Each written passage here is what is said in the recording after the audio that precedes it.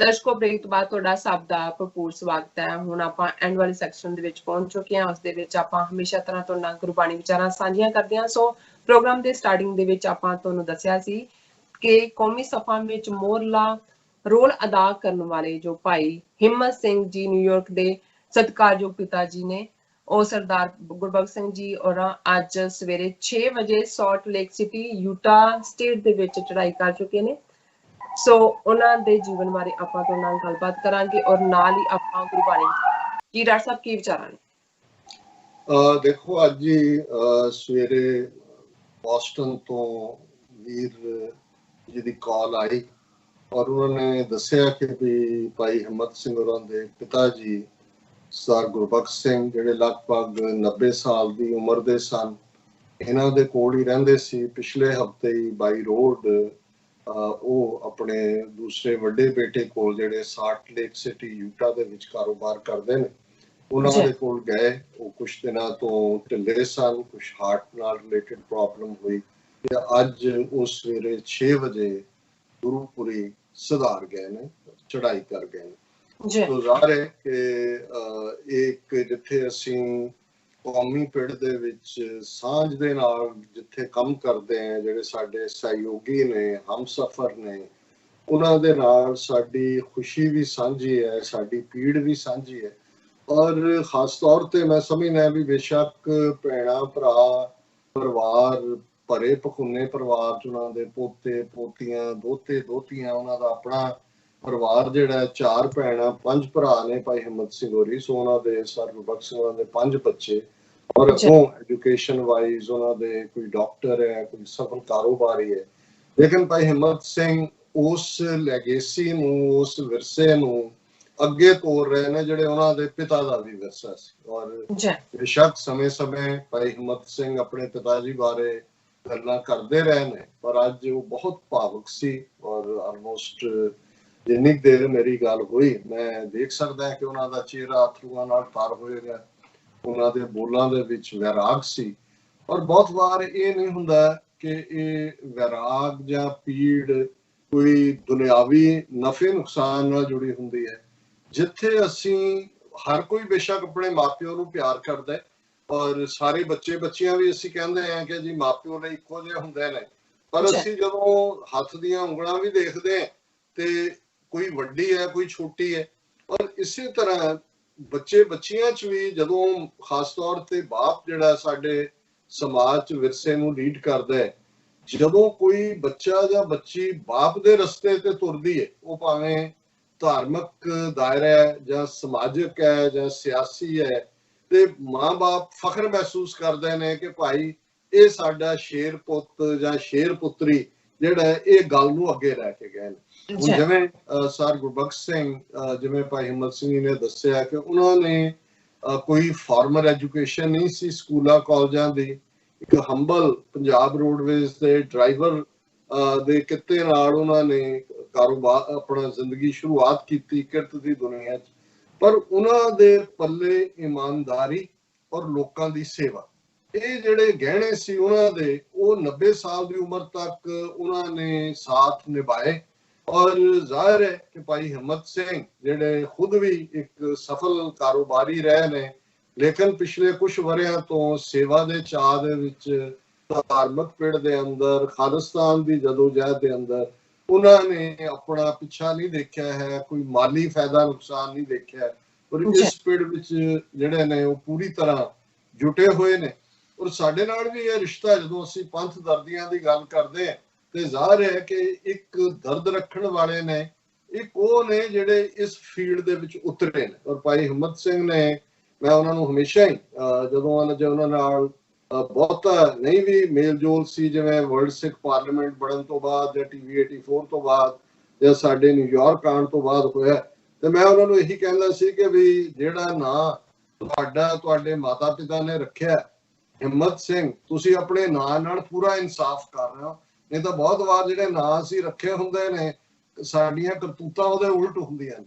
ਸੋ ਜ਼ਾਹਿਰ ਹੈ ਕਿ ਉਹਦੇ ਚੋਂ ਜਦੋਂ ਤੁਸੀਂ ਕਿਸੇ ਬੱਚੇ ਨੂੰ ਦੇਖਦੇ ਹੋ ਤੇ ਪਹਿਲਾ ਧਿਆਨ ਤੁਹਾਡਾ ਮਾਪਿਓ ਵੱਲ ਜਾਂਦਾ ਹੈ। ਜਦੋਂ ਤੁਸੀਂ ਕਿਸੇ ਬਾਗ ਦੀ ਖੂਬਸੂਰਤੀ ਚਮਨ ਦੇ ਵਿੱਚ ਫੁੱਲ ਖਿੜੇ ਦੇਖਦੇ ਹੋ, ਖੁਸ਼ਬੂਦਾਰ ਦੇਖਦੇ ਹੋ, ਤੇ ਫਿਰ ਉਸ ਸਾਰੇ ਦਾ ਸਿਰ ਹੈ ਉਹ ਬਾਗਬਾਨ ਨੂੰ ਜਾਂਦਾ ਹੈ, ਮਾਲੀ ਨੂੰ ਜਾਂਦਾ ਹੈ। ਔਰ ਮਾਪਿਓ ਖਾਸ ਤੌਰ ਤੇ ਜਿਹੜੇ ਕਿਰਤੀ ਬਾਪ ਹੁੰਦੇ ਨੇ, ਔਰ ਜਿਵੇਂ ਭਾਈ ਹਿੰਮਤ ਸੁਗਰਾ ਨੇ ਦੱਸਿਆ ਕਿ ਭਾਈ ਗੁਰਬਖਸ਼ ਸਿੰਘ ਆਪਣੇ ਰੋਡਵੇਜ਼ EMPLOYEES ਦੀ ਯੂਨੀਅਨ ਨਾਲ ਵੀ ਸੰਬੰਧਤ, ਉਹਨਾਂ ਨੇ ਇੱਕ ਪਿਕਚਰ ਵੀ ਭੇਜੀ, ਜਿਹੜੀਆਂ ਉਹਨਾਂ ਦੀਆਂ 2-3 ਪਿਕਚਰਸ ਅੱਜ ਅਸੀਂ ਸਾਂਝੀਆਂ ਵੀ ਕਰ ਰਹੇ ਕਿ ਕਿਵੇਂ ਉਹ ਗਰੀਬ ਕਾਮਿਆਂ ਦੇ ਹੱਕਾਂ ਲਈ, ਗਰੀਬ ਡਰਾਈਵਰ, ਕੰਡਕਟਰ, ਔਰ ਇਹ ਯੂਨੀਅਨਿਜ਼ਮ ਬੇਸ਼ੱਕ ਅੱਜ ਤਾਂ ਕਾਫੀ ਹੱਦ ਤੱਕ ਉਹਨਾਂ ਲੋਕਾਂ ਦੇ ਕੋਲ ਹੈ ਜਿਹੜੇ ਸਰਕਾਰ ਦੇ ਨਾਲ ਰਲ ਕੇ ਚੱਲਦੇ ਨੇ, ਪਰ ਮੁੱਢਲੇ ਵਰਿਆਂ ਦੇ ਵਿੱਚ ਜਿਹੜੇ ਯੂਨੀਅਨਸ ਦੇ ਵਿੱਚ ਲੋਕ ਸੀ ਉਹ ਮਜ਼ਦੂਰਾਂ ਦੇ, ਕਾਮਿਆਂ ਦੇ, ਕਿਰਤੀਆਂ ਦੇ, ਆਪਣੇ EMPLOYEES ਦੇ ਹੱਕਾਂ ਲਈ ਖਲੋਂਦੇ ਸੀ। ਉਹਨਾਂ ਨੇ ਉਹਦੇ ਲਈ ਮਰਨ ਵਰਤ ਵੀ ਰੱਖਿਆ, ਉਹਨਾਂ ਨੂੰ ਹੱਕ ਲੈ ਕੇ ਦਿੱਤੇ, ਔਰ ਕਦੇ ਵੀ ਉਹਨਾਂ ਨੇ ਨਿੱਜੀ ਮੁਫਾਦ ਨਹੀਂ ਲਿਆ, ਔਰ ਇੱਕ ਦਲੇਰ ਕਿਸਮ ਦੇ ਉੱਚੇ ਲੰਮੇ ਔਰ ਬਿਲਕੁਲ ਨੇ ਤੁਹਾਡੇ ਕੋਲ ਜਿਵੇਂ ਭਾਈ ਹਿੰਮਤ ਸਿੰਘ ਦੱਸ ਰਹੇ ਸੀ ਕਿ ਅਖੀਰ ਤੱਕ ਉਹਨਾਂ ਕਿਹਾ ਵੀ ਕੱਲ ਵੀ ਰਾਤ ਉਹਨਾਂ ਨੇ ਆਪਣੇ ਪੋਤਿਆਂ ਪੋਤੀਆਂ ਨਾਲ, ਬੱਚਿਆਂ ਨਾਲ ਕਹਿ ਕੇ ਉਹਦੇ ਨਾਲ ਗੱਲ ਕਰਾਓ, ਉਹਦੇ ਨਾਲ ਕਰਵਾਓ ਕੀਤਾ। ਸੋ ਜਿਹਨੂੰ ਅਸੀਂ ਕਵਾਂਗੇ ਕਿ ਉਹਨਾਂ ਦੀ ਜਿਉਣ ਦੀ ਸਪਿਰਿਟ ਵੀ, ਉਹਨਾਂ ਦਾ ਜਜ਼ਬਾ ਵੀ, ਔਰ ਜਿਹਨੂੰ ਅਸੀਂ ਟੈਂ ਕਹਿੰਦੇ, ਜਦੋਂ ਐਕਟਿਵਿਜ਼ਮ ਵੀ ਹੈ, ਐਕਟਿਵਿਜ਼ਮ ਟੈਂ ਦਾ ਨਾਂ ਹੈ। ਔਰ ਮੈਂ ਕੱਲ ਹੀ ਕਿਸੇ ਸੱਜਣ ਨਾਲ ਗੱਲ ਕਰ ਰਿਹਾ ਸੀ, ਉਹ ਕਿਸੇ ਹੋਰ ਇਸ਼ੂ ਬਾਰੇ ਕਹਿ ਰਿਹਾ ਸੀ। ਮੈਂ ਕਿਹਾ ਦੇਖੋ, ਮੈਂ ਹੋਰ ਠੀਕ ਹੈ ਜੇ ਕਿਸੇ ਨੂੰ ਮੇਰੀ ਗੱਲ ਚੰਗੀ ਨਹੀਂ ਲੱਗਦੀ, ਮੈਂ ਕਿਸੇ ਬਾਰੇ ਨਿੱਜ ਟਿੱਪਣੀ ਨਹੀਂ ਕਰਦਾ, ਪਰ ਵਿਚਾਰਾਂ ਦੇ ਨਾਲ ਜਾਂ ਆਈਡੀਓਲੋਜੀ ਦੇ ਨਾਲ ਕੋਈ ਸਮਝੌਤਾ ਨਹੀਂ ਹੈ। ਜਦੋਂ ਤੁਸੀਂ ਕਿਸੇ ਗੱਲ ਦੇ ਉੱਤੇ ਖੜੇ ਹੋ, ਤੁਰੇ ਹੋ, ਠੀਕ ਹੈ। ਜੇ ਕਿਸੇ ਨੂੰ ਲੱਗਦਾ ਹੈ ਵੀ ਕਿਸੇ ਦੇ ਨਾਲ ਕੋਈ ਥੋੜਾ ਬਹੁਤ ਇਖਤਲਾਫਾਤ ਸਾਡਾ ਅਦਰਵਾਈਜ਼ ਨੁਕਸਾਨ ਕਰਦਾ ਹੈ ਤਾਂ ਕੋਈ ਗੱਲ ਨਹੀਂ ਹੈ। ਔਰ ਮੈਂ ਸਮਝਦਾ ਵੀ ਇਹੀ ਜਿਹੜੀ ਇਸ ਭਾਈ ਹਿੰਮਤ ਸਿੰਘ ਹਮੇਸ਼ਾ ਹੀ ਜਿਸ ਫਖਰ ਦੇ ਨਾਲ ਕਹਿੰਦੇ ਨੇ ਕਿ ਭਾਈ ਬੇਸ਼ੱਕ ਮੇਰੇ ਪਿਤਾ ਜੀ ਮੈਨੂੰ ਇਹ ਵੀ ਅਖੀਰ ਵੇਲੇ ਸਮੇਂ 'ਚ ਕਹਿੰਦੇ ਰਹੇ ਕਿ ਭਾਈ ਤੂੰ ਚੰਗੇ ਪਾਸੇ ਲੱਗਾ, ਕੌਮ ਦਾ ਕੰਮ ਕਰ ਰਿਹਾ, ਪਰ ਤੇਰੀ ਮਾਲੀ ਹਾਲਤ ਠੀਕ ਨਹੀਂ ਹੈ, ਇੱਧਰ ਵੀ ਧਿਆਨ ਦੇਣਾ ਚਾਹੀਦਾ। ਪਰ ਮੈਂ ਉਹਨਾਂ ਨੂੰ ਕਹਿ ਰਿਹਾ ਸੀ, ਮੈਂ ਕਿਹਾ ਜੀ ਇਹ ਵੀ ਮਾਪਿਓ ਦੀ, ਬੇਸ਼ੱਕ ਕੋਈ ਮਾਪਿਓ ਨਹੀਂ ਚਾਹੁੰਦਾ ਵੀ ਮੇਰਾ ਪੁੱਤ ਨਿਕਲ ਕੇ ਸ਼ਹੀਦ ਹੋ ਜਾਏ ਜਾਂ ਮੇਰਾ ਪੁੱਤ ਆਪਣਾ ਚੰਗਾ ਭਲਾ ਕੰਮ ਛੱਡ ਕੇ ਉਹ ਥੈਂਕਲੈਸ ਜੌਬ ਜਿਹਦੇ ਮਗਰੋਂ ਵੀ ਲੋਕਾਂ ਦੀਆਂ ਬਹੁਤ ਵਾਰ ਜੁੱਤੀਆਂ ਹੀ ਮਿਲਣੀਆਂ ਹੁੰਦੀਆਂ ਨੇ, ਇਸ ਪਾਸੇ ਆਏ। ਪਰ ਜਿਹੜਾ ਖੁਦ ਤੁਰਿਆ ਹੁੰਦਾ ਉਹਨੂੰ ਇਹ ਹੁੰਦਾ ਹੈ ਕਿ ਵੀ ਨਹੀਂ ਇਹ ਠੀਕ ਰਸਤਾ ਹੀ ਹੈ। ਅਲਟੀਮੇਟ ਉਹਨਾਂ ਨੂੰ ਪਤਾ ਹੁੰਦਾ ਹੈ ਕਿ ਵੀ, ਤੇ ਉਹ ਕਹਿੰਦੇ ਨੇ, ਮੈਂ ਉਹਨਾਂ ਨੂੰ ਕਿਹਾ ਕਿ ਜੀ ਬਾਪੂ ਜੀ ਤੁਸੀਂ, ਤੁਹਾਡਾ ਵੀ ਤਾਂ ਸਾਰਾ ਜੀਵਨ ਇਸ ਪਾਸੇ ਹੀ ਸੀ, ਤੁਸੀਂ ਧਾਰਮਿਕ, ਤੁਸੀਂ ਜਿਹੜਾ ਸਮਾਜਿਕ ਪਿੜ ਚੁਣਿਆ ਸੀ, ਮੈਂ ਧਾਰਮਿਕ ਤੇ ਸਿਆਸੀ ਚੁਣਿਆ ਵੀ ਕੌਮ ਦਾ ਘਰ ਬਣੇ, ਖਾਲਿਸਤਾਨ ਹੋਏ, ਸਾਡੀ ਆਜ਼ਾਦੀ ਹੋਏ।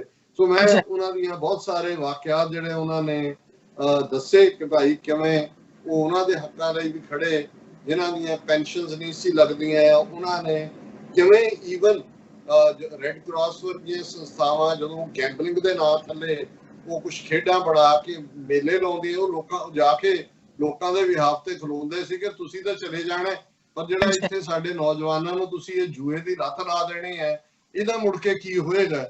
ਇਸੇ ਤਰ੍ਹਾਂ ਉਹਨਾਂ ਨੇ ਕਿਹਾ ਵੀ ਈਵਨ 84 ਤੋਂ ਬਾਅਦ ਜਦੋਂ ਪਿੰਡਾਂ ਦੇ ਵਿੱਚ ਹਰਾਸਮੈਂਟ ਸੀ, ਗ੍ਰੰਥੀਆਂ ਨੂੰ ਪਿੰਡ ਦੇ ਇਲਾਕਿਆਂ ਦੇ ਹਰਾਸ ਕੀਤਾ ਜਾਂਦਾ ਸੀ, ਜਾ ਕੇ ਪੁਲਿਸ ਦੇ ਨਾਲ ਉਹ ਖਹਿਬੜਦੇ ਸੀ, ਉਹਨਾਂ ਨੂੰ ਉਹ ਛੁਡਾ ਕੇ ਲਿਆਉਂਦੇ ਸੀ, ਔਰ ਉਹਨਾਂ ਦਾ ਅਖੀਰਲਾ ਸਮਾਂ ਵੀ ਜਿਹੜਾ ਉਹ ਵਾਹਿਗੁਰੂ ਕਰਦਿਆਂ ਹੀ ਗੁਜ਼ਰਿਆ। ਔਰ ਈਵਨ ਉਹ 1-2 EMPLOYEES ਦੇ ਹਵਾਲੇ ਨਾਲ ਜਿਹੜੇ ਉਹਨਾਂ ਦੇ ਸਾਥੀ ਸੀ, ਉਹਨਾਂ 'ਚ ਕੋਈ 70 ਸਾਲ ਦਾ ਹੋਣਾ, ਕਿਸੇ ਨੇ ਕਿਹਾ ਹੋਣਾ ਜੀ ਮੈਂ ਮਿਲਣ ਨੂੰ ਜੀ ਕਰਦਾ ਪਰ ਮੇਰੇ ਗੋਡੇ ਦੁਖਦੇ ਨੇ, ਮੈਂ ਆ ਨਹੀਂ ਸਕਦਾ। ਕਹਿੰਦਾ ਹਾਂ, ਸਾਰੀ ਉਮਰ ਤੇਲ ਕੱਢ ਕੇ ਵੇਚਿਆ ਹੋਇਆ ਹੈ ਚੋਰੀ ਦਾ, ਤਾਂ ਹੁਣ ਗੋਡੇ ਹੀ ਦੁਖਣੇ ਨੇ। ਸੋ ਮਤਲਬ ਇਹ ਹੈ ਕਿ ਵੀ ਇਹ ਗੱਲ ਕੋਈ ਇਮਾਨਦਾਰ ਬੰਦਾ ਹੀ ਕਹਿ ਸਕਦਾ ਹੈ ਜਿਸ ਨੇ ਆਪਣਾ ਜੀਵਨ ਜਿਹੜਾ ਹੈ ਉਹ ਬਿਲਕੁਲ ਟਰਾਂਸਪੇਰੈਂਟਲੀ ਓਨੈਸਟ ਤਰੀਕੇ ਦੇ ਨਾਲ ਗੁਜ਼ਾਰਿਆ ਹੋਵੇ।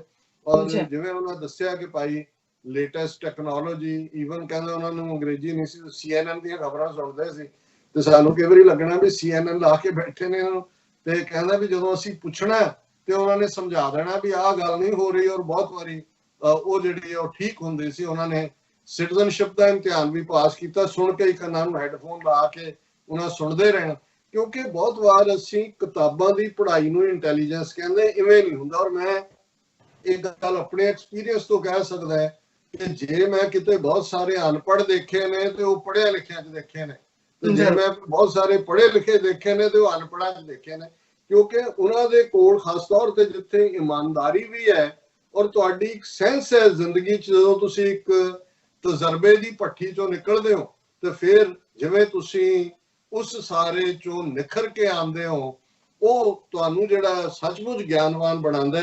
ਸੋ ਅਸੀਂ ਜਿੱਥੇ ਭਾਈ ਹਿੰਮਤ ਸਿੰਘ ਜੀ ਉਹਨਾਂ ਦੇ ਸਮੁੱਚੇ ਪਰਿਵਾਰ ਦੇ ਦੁੱਖ ਵਿੱਚ ਸ਼ਰੀਕ ਹੁੰਦੇ ਆ, ਕਿਉਂਕਿ ਇੱਥੋਂ ਹੀ ਉਹ ਹਫ਼ਤਾ ਪਹਿਲਾਂ by road Salt Lake City ਗਏ, ਔਰ ਅੱਜ ਕੱਲ੍ਹ ਜਿਸ ਕਿਸਮ ਦੇ ਹਾਲਾਤ ਨੇ ਤੁਸੀਂ ਕੋਈ ਵੀ ਇਕੱਠ ਵੀ ਨਹੀਂ ਕਰ ਸਕਦੇ। ਕਿਵੇਂ ਜਿਹੜਾ ਹਮਦਰਦੀ ਦੇ ਲਈ ਅਸੀਂ ਇਹੀ ਸਾਡੇ ਕੋਲ ਪਲੇਟਫਾਰਮ ਹੈ, ਅਸੀਂ ਅੱਜ ਦਾ ਸਮੁੱਚਾ ਪ੍ਰੋਗਰਾਮ ਭਾਈ ਗੁਰਬਖਸ਼ ਸਿੰਘ ਜੀ ਦੀ ਯਾਦ ਨੂੰ ਸਮਰਪਿਤ ਕੀਤਾ ਹੈ। ਔਰ ਸਾਡੀ ਇਹ ਕੋਸ਼ਿਸ਼ ਹੁੰਦੀ ਹੈ ਕਿ ਸਿਫਤ ਸਲਾਹ ਪੰਥ ਦੀ ਹੈ, ਪੰਥ ਦੇ ਵਿਹੜੇ 'ਚ ਜਿਸ ਨੇ ਵੀ ਆ ਕੇ ਪੰਥ ਦੇ ਲਈ ਕੁਝ ਕੀਤਾ ਹੈ, ਕੌਮ ਦੇ ਲਈ ਕੁਝ ਕੀਤਾ ਹੈ, ਉਹਨਾਂ ਦਾ ਹਰ ਦੁੱਖ ਸੁੱਖ ਸਾਡਾ ਸਾਂਝਾ ਹੈ। ਪਰ ਅਸੀਂ ਗੁਰੂ ਚਰਨਾਂ 'ਚ ਅਰਦਾਸ ਕਰਦੇ ਹਾਂ, ਜਿਹੜੀ ਅਰਦਾਸ ਹਮੇਸ਼ਾ ਰੋਜ਼ਾਨਾ ਸੋਹਿਲਾ ਦੀ ਬਾਣੀ ਪੜ੍ਹਨ ਵੇਲੇ ਅਸੀਂ ਆਪਣੇ ਆਪ ਦੀ ਯਾਦ ਦਹਾਨੀ ਲਈ ਕਰਦੇ ਹਾਂ ਕਿ ਸੰਮਤ ਸਾਹਾ ਲਿਖਿਆ ਮਿਲ ਕਰ ਪਾਵੋ ਤੇਲ, ਦੇਹੋ ਸਜਨ ਅਸੀਸੜੀਆਂ ਜਿਉ ਹੋਵੇ ਸਾਹਿਬ ਸਿਉ ਮੇਲ। ਕਿ ਭਾਈ ਇਹ ਲਿਖਿਆ ਹੁੰਦਾ ਹੈ ਸੰਮਤ ਵੀ, ਦਿਨ ਵੀ ਔਰ ਸਾਹਾ ਵੀ, ਕਿ ਕਦੋਂ ਇਸ ਦੁਨੀਆ ਤੋਂ ਜਾਣਾ। ਤੇ ਜਿਵੇਂ ਵਿਆਹ ਦੇ ਵੇਲੇ ਤੇਲ ਚੜਾਉਣਾ ਇੱਕ ਸ਼ਗਨ ਜਾਂ ਸਾਹਾ ਬੰਨਣਾ ਹੁੰਦਾ ਸੀ, ਇਸੇ ਤਰ੍ਹਾਂ ਇਹ ਜਿਹੜਾ ਦੁਨੀਆ ਤੋਂ ਵਿਛੋੜਾ ਵੀ ਹੈ, ਇਹ ਵੀ ਸਾਨੂੰ ਉਸੇ ਹੁਕਮ ਦੇ ਤਹਿਤ ਸ਼ੁਕਰੀਆ ਅਦਾ ਕਰਦੇ ਆਂ, ਰੱਬ ਦੇ ਹੁਕਮ ਨੂੰ ਮੰਨਦੇ ਆਂ, ਇਸ ਨੂੰ ਮੰਨਣਾ ਚਾਹੀਦਾ। ਤੇ ਅਰਦਾਸ ਇਹੀ ਹੋਣੀ ਚਾਹੀਦੀ ਹੈ ਸਾਡੇ ਸਾਰੇ ਪਿਆਰਿਆਂ ਦੀ, ਆਪਣੇ ਪਿਆਰੇ ਜਨ ਲਈ, ਕਿ ਦੇਹੋ ਸਜਨ ਅਸੀਸੜੀਆਂ, ਇਹੀ ਅਸੀਸ ਦਿਓ, ਇਹੀ ਬਲੈਸਿੰਗ ਦਿਓ, ਇਹੀ ਦੁਆ ਕਰੋ ਜੋ ਹੋਵੇ ਸਾਹਿਬ ਸਿਉ ਮੇਲ। ਕਿ ਸਤਿਗੁਰੂ ਉਹਨਾਂ ਨੂੰ ਆਪਣੇ ਚਰਨਾਂ 'ਚ ਨਿਵਾਸ ਦੇਣ ਔਰ ਪਰਿਵਾਰ ਨੂੰ ਭਾਣਾ ਮੰਨਣ ਦਾ ਬਲ ਬਖਸ਼ਣ। ਔਰ ਜਿਵੇਂ ਅਸੀਂ ਬਾਬਾ ਫਰੀਦ ਜੀ ਦੇ ਸ਼ਲੋਕਾਂ ਦੀ ਵਿਚਾਰ ਸ਼ੁਰੂ ਕੀਤੀ ਹੈ, ਅੱਜ ਜਿਹੜੇ 2 ਸ਼ਲੋਕ ਅਸੀਂ ਪੜ੍ਹ ਰਹੇ ਹਾਂ, ਉਹਨਾਂ ਦਾ ਵੀ ਇਹ ਵੀ ਇੱਕ ਕੋਇਨਸੀਡੈਂਸ ਹੁੰਦੀ ਹੈ। ਥੀਮ ਇਹੀ ਹੈ ਕਿ ਭਾਈ ਦੁਨੀਆ ਕਿਵੇਂ ਥੋੜ ਚਿਰੀ ਹੈ, ਸਾਡੇ ਲਈ ਇੱਕ ਟ੍ਰਾਂਜ਼ਿਟ ਹੈ, ਇਹ ਸਾਡੀ ਮੰਜ਼ਿਲ ਨਹੀਂ ਹੈ, ਇਹ ਅਸੀਂ ਰਾਹਦਾਰੀ ਲੈ ਕੇ ਤੁਰੇ ਹਾਂ ਜਿਸ ਲਈ, ਤੇ ਇਹ ਇੱਕ ਟ੍ਰਾਂਜ਼ਿਟ ਹੈ, ਸਾਡੀ ਮੰਜ਼ਿਲ ਅਸਾਂ ਵੀ ਉੱਥੇ ਜਾਣਾ। ਸਾਹਿਬ ਸੰਭਾਲੇ ਪੰਧ ਨਿਹਾਲੇ, ਅਸਾਂ ਵੀ ਉੱਥੇ ਜਾਣਾ, ਸਾਡੀ ਸਭ ਦੀ ਮੰਜ਼ਿਲ ਅਲਟੀਮੇਟਲੀ ਰੱਬ ਦੀ ਦਰਗਾਹ ਹੈ। ਤੇ ਬਾਬਾ ਫਰੀਦ ਦਾ ਇਹ ਸ਼ਲੋਕ ਹੈ, ਫਰੀਦਾ ਜੇ ਜਾਣਾ ਤਿਲ ਥੋੜੜੇ ਸੰਮਲ ਬੁੱਕ ਭਰੀ, ਜੇ ਜਾਣਾ ਸ਼ੌ ਨੰਡੜਾ ਤਾਂ ਥੋੜਾ ਮਾਣ ਕਰੀ। ਹੁਣ ਜ਼ਾਹਰ ਹੈ ਕਿ ਇਹ ਵੀ ਮੈਟਾਫਰ ਈਡੀਅਮ ਹਸਬੈਂਡ ਵਾਈਫ ਦਾ, ਸ਼ੌ ਪਿਆਰੇ ਨੂੰ ਕਹਿੰਦੇ ਨੇ, ਪਤੀ ਨੂੰ ਕਹਿੰਦੇ ਨੇ, ਨੰਡੜਾ ਹੁੰਦਾ ਹੈ ਜਵਾਨ, ਸੋਹਣਾ ਸੁਨੱਖਾ ਗੱਭਰੂ।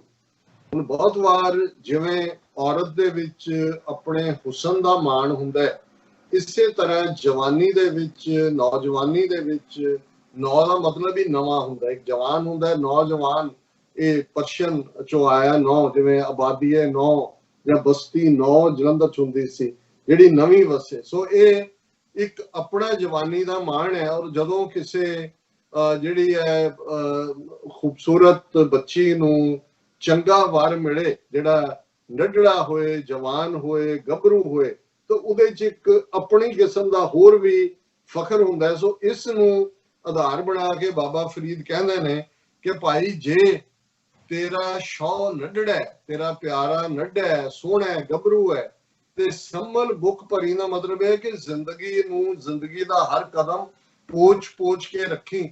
ਇਹ ਨਾ ਹੋਏ ਕਿ ਇਸ ਜਵਾਨੀ ਔਰ ਹੁਸਨ ਦੇ ਹੰਕਾਰ ਦੇ ਵਿੱਚ ਰੱਬ ਭੁੱਲ ਜਾਏ।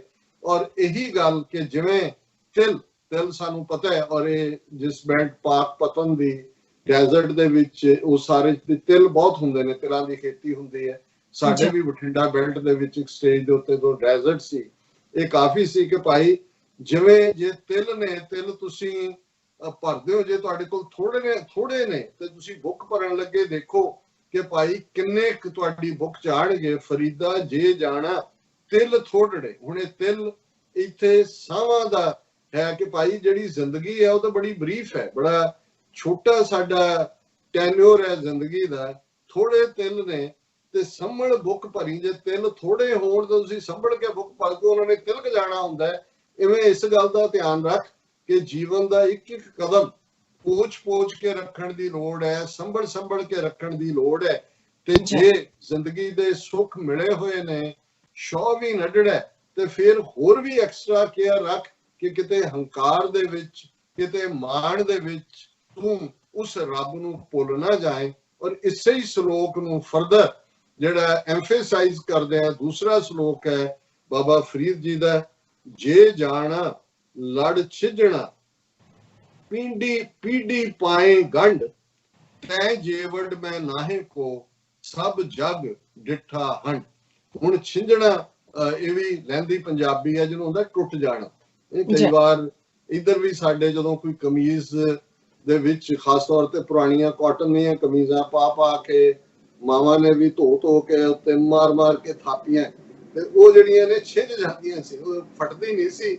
ਉਹਨੂੰ ਛਿੰਝਣਾ ਕਹਿੰਦੇ ਸੀ ਕਿ ਭਾਈ ਇਹ ਹੁਣ ਫਟੇਗੀ। ਉਹ ਛਿੰਝਣਾ ਜਿਹੜਾ ਫਟਣ ਦੇ ਤੋਂ ਇੱਕ ਸਟੇਜ ਪ੍ਰਾਇਰ ਹੁੰਦਾ। ਤੇ ਬਾਬਾ ਫਰੀਦ ਯਾਦ ਕਰਵਾਉਂਦੇ ਨੇ कि भाई जे ये पता होए कि भी जिहड़ी मैं हुण गंढ बन रहा, क्योंकि बहुत सारी चीज़ां असीं गंढ बन के लैके तुरदे सी कि लड़ जिहड़ा ये छिंजणा है, ते फिर इस गल दा ध्यान रखिया जांदा सी कि होर एक गंढ पीढ़ी गंढ कीती जाए ताकि ये ना होए भी छिंजणा लड़ खुल जाए ते जो पल्ले है वो सारा कुछ खिलर जाए। जे जाना लड़ छिंजणा पीढ़ी पाई गंढ, ते फिर जरा जिहड़ी गंढ है वो पीढ़ी करके पानी, तै जेवड़ मैं नाहे को सब जग डिठा हंड। ये रब नूं मुखातब हो के है कि भाई मैं जे हुण जिहड़ी पोटली दा लड़ जे छिंजणा है ते वो उन्हें खुल जाना है, ते मैं हुण इस गल नूं समझ के तेरे नाल गंढ पा रही है, तै जेवड़ मैं नाहे को। मैं हुण किसे होर ये दुनियावी जिहड़ियां सांझां ने ये सारियां छिंजण वालियां गंढां ने, ते जे कोई पीढ़ी गंढ है ते हे वाहिगुरू तेरे नाल है, तै जेवड़ मैं नाहे को, तेरे वर्गा होर कोई नहीं। सब जग डिठा हंड, हंडना भी हुंदा घूमना। सारी जिन्हों कहते ने साडे कहणगे कि जी दक्षिण दुआबा घूम लिया मैं सारा, दक्षिण भी है दुआबा भी, मतलब सारा सब जग डिठा हंड कि तेरे वर्गा होर कोई नहीं है, और तेरे नाल ही मेरी हुण प्रीत है। और ये मैं गंढ जिहड़ी है ये हुण पीढ़ी कर लई है, तेरे नाल मैं अपना आपा जोड़ लिया। और यही बाबा फरीद दे हर लफज चों ਜਿਹੜਾ ਸ਼ਬਦ ਅਸੀਂ ਪਹਿਲਾਂ ਵੀ ਵਿਚਾਰਿਆ ਸੀ, ਜਿਹਦੇ ਚ ਉਹਨਾਂ ਫਰਮਾਇਆ ਸੀ ਕਿ ਤੇਰੀ ਪਨਾਹ ਖੁਦਾਏ ਤੂੰ ਬਖਸ਼ੰਦਗੀ, ਸ਼ੇਖ ਫਰੀਦਾ ਖੈਰ ਲੀਜੈ ਬੰਦਗੀ। ਕਿ ਮੈਂ ਤੇਰੀ ਪਨਾਹ ਚ ਹਾਂ, ਔਰ ਜੇ ਤੂੰ ਖੈਰ ਪਾਣੀ ਹੈ ਤੇ ਮੈਨੂੰ ਇਹ ਬੰਦਗੀ ਦੀ ਖੈਰ ਪਾ। ਔਰ ਅਸੀਂ ਇਹ ਗੁਰੂ ਚਰਨਾਂ ਚ ਅਰਦਾਸ ਕਰਦੇ ਹਾਂ ਕਿ ਸਤਿਗੁਰੂ ਸਾਨੂੰ ਸਭ ਨੂੰ ਇਸ ਬੰਦਗੀ ਦੀ ਖੈਰ ਪਾਣ, ਤਾਂ ਕਿ ਸਾਡਾ ਜੀਵਨ ਸਫਲ ਜੀਵਨ ਹੋਏ। ਔਰ ਇਵੇਂ ਹੀ ਅਸੀਂ ਜ਼ਿੰਦਗੀ ਵੀ ਜੀਵੀਏ ਜਿਵੇਂ ਜੀਵਨ ਤੋਂ ਤੁਰ ਜਾਣਾ ਵੀ ਹੋਏ, ਕਿ ਜਿਉਂ ਜਲ ਮੈਂ ਜਲ ਆਏ ਕਟਾਨਾ, ਤਿਉਂ ਜੋਤੀ ਸੰਗ ਜੋਤ ਸਮਾਨਾ, ਮਿਟ ਗਏ ਗਵਨ ਪਾਏ ਵਿਸਰਾਮ। ਕਿ ਭਾਈ ਆਵਾਗਾਉਣ ਮਿਟ ਜਾਏ, ਇੱਕ ਸਟੇਟ ਆਫ ਟ੍ਰੈਂਕੁਇਲਿਟੀ ਜਿਹੜੀ ਆ ਉਹ ਬਣਾ ਹੈ। ਜਿਵੇਂ ਪਾਣੀ ਦੇ ਵਿੱਚ ਰਲ ਜਾਂਦਾ ਹੈ, ਇਵੇਂ ਸਾਡੀ ਜੋਤ ਨਿਰੰਕਾਰ ਦੀ ਜੋਤ ਦੇ ਨਾਲ ਰਲੀ ਹੋਏ। ਇਹ ਜੀਵਨ ਦੇ ਤੁਰਨ ਤੋਂ ਬਾਅਦ ਵੀ ਹੈ, ਲੇਕਿਨ ਇਹ ਸਾਡੇ ਜਿਉਂਦਿਆਂ ਜੀ ਵੀ ਹੈ ਕਿ ਸਾਡੀ ਸੁਰਤ ਰੱਬ ਦੇ ਚਰਨਾਂ ਦੇ ਨਾਲ ਹਮੇਸ਼ਾ ਜੁੜੀ ਰਹੇ। ਇਹ ਅੱਜ ਦਾ ਵਿਚਾਰ ਹੈ ਜੀ। ਡਾਕਟਰ ਸਾਹਿਬ ਤੁਹਾਡਾ ਬਹੁਤ ਬਹੁਤ ਸ਼ੁਕਰੀਆ, ਤੁਸੀਂ ਅੱਜ ਦੇ ਅਹਿਮ ਇਸ਼ੂ ਤੇ ਅੱਜ ਦਾ ਵਿਚਾਰ ਸਾਡੇ ਦਰਸ਼ਕਾਂ ਨਾਲ ਸਾਂਝਾ ਕੀਤਾ। ਆਪਣੇ ਵਿਊਅਰਸ ਕੋਲ ਨੇ ਇਜਾਜ਼ਤ। ਵਿਊਅਰਸ, ਸਾਡੇ ਪ੍ਰੋਗਰਾਮ ਦਾ ਸਮਾਂ ਇੱਥੇ ਸਮਾਪਤ ਹੁੰਦਾ ਹੈ। ਤੁਸੀਂ ਆਪਣੀ ਰਾਏ ਤੇ ਸੁਝਾਅ ਸਾਨੂੰ ਭੇਜਣਾ ਭੁੱਲਣਾ ਸਾਡੇ ਇਸ ਪਤੇ ਤੇ sos@tv84.tv ਤੇ। ਅਸੀਂ ਆਪਣਾ ਪ੍ਰੋਗਰਾਮ ਲੈ ਕੇ ਫਿਰ ਦੁਬਾਰਾ ਤੁਹਾਡੇ रूबरू होवांगे। तब तक लिए मैनू ते अपना सुना क्या दो, देखते रहो TV 84। बुला दो फतेह। वाहिगुरू जी का खालसा, वाहिगुरू जी की फतेह।